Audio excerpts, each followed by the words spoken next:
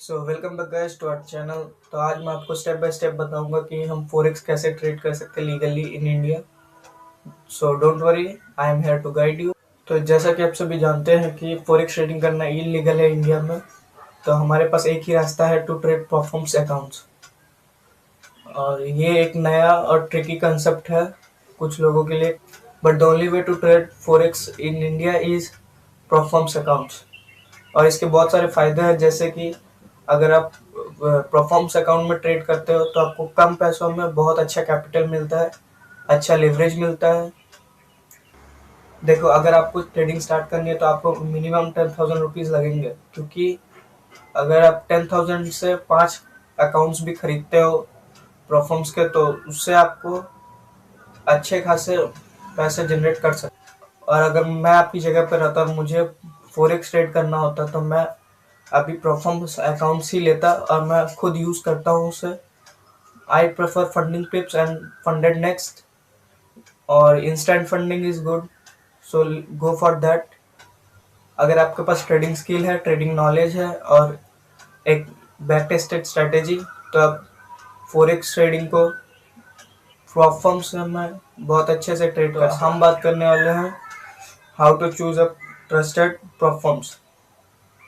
तो एक अच्छे परफॉर्म्स की वैल्यू होती है कि वो अच्छे पे आउट्स दे, उनके टर्म्स एंड कंडीशंस उतने कॉम्प्लिकेटेड ना हो, और ऑन टाइम से पहले अगर आप रिक्वेस्ट करते हो तो उनके 24 आवर्स से पहले आपको पे आउट मिल जाना चाहिए। तो जैसे कि मैंने आपको बताया कि मैं प्लेटफॉर्म्स में इंस्टेंट फंडिंग और फंडिंग पिप्स यूज़ करता हूँ, तो you can go for this.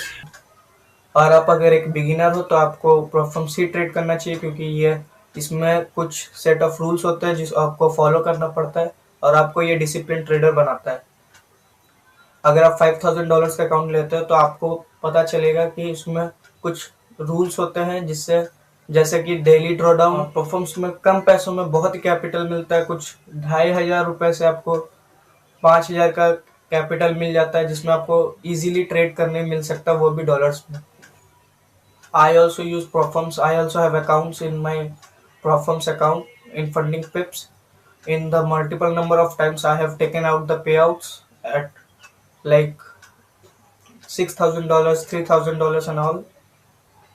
So go for Proforms. ये बात हो गई Proforms के बारे में। और अगर आप उसके बाद का प्रोसेस देखोगे तो आपको पता चलेगा जो आपका प्रॉफिट पे आउट है उसको अगर आपको निकालना है तो उसके लिए दो ऑप्शंस होते हैं, जैसे कि क्रिप्टो एंड राइस। तो हम बात करेंगे इसके बारे में डिटेल में। तो एक हुआ आपका centralise exchange like Binance, Bybit and all. I can't see there say their names. And the second thing is through the cold wallets. अगर आप मेरे तरफ से देखोगे तो मैं कोल्ड वॉलेट से लेता हूँ, लाइक फैंटम एंड मेटामास्क। तो अगर आपको पे आउट्स लेना है तो I prefer you to go with cold wallets, क्योंकि उसमें कोई भी आपका बैंक डिटेल्स या अदर पर्सनल इंस्ट्रक्शंस नहीं लगते।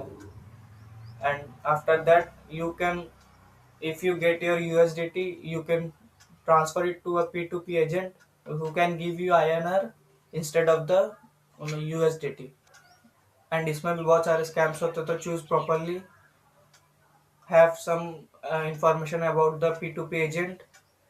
एंड अगर आप ये सब रूल्स फॉलो करते हो तो आपको कोई भी प्रॉब्लम नहीं आएगा फॉरेक्स ट्रेडिंग लीगली ट्रेड करने में।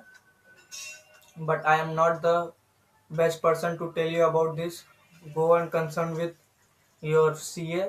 इंडिया में इलीगल क्या है? फॉरेक्स ट्रेडिंग, अकाउंट ओपनिंग और प्रॉफिट मेकिंग। बट आप क्या कर रहे हो, आप किसी और के अकाउंट्स में ट्रेड करके उसके प्रॉफिट्स बढ़ा रहे हो, तो वो आपको सिर्फ एक परफॉर्मेंस फी के हिसाब से गिना जाएगा।